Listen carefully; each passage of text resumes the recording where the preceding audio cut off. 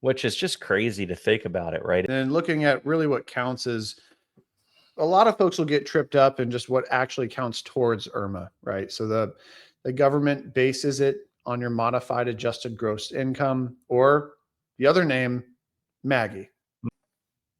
And that includes almost everything. Yep.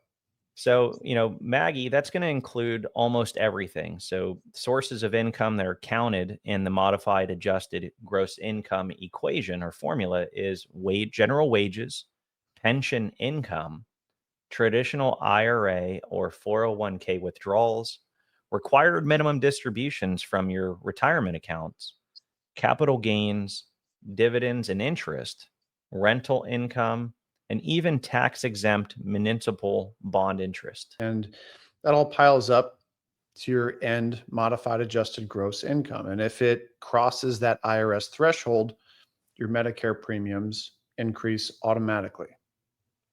Which is just crazy to think about it, right? It's like, if you think about why this is happening, like what is it that made this all occur? Well, Medicare and general health care, the cost of that is inflating significantly above general inflation.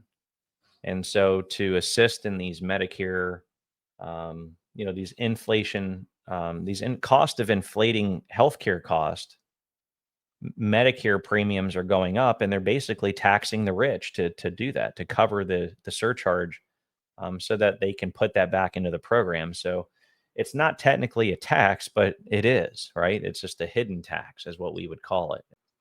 But here's the good news: is not all income counts. So that's where Roth IRA withdrawals, which again, Roth has been gaining a lot of momentum in the industry.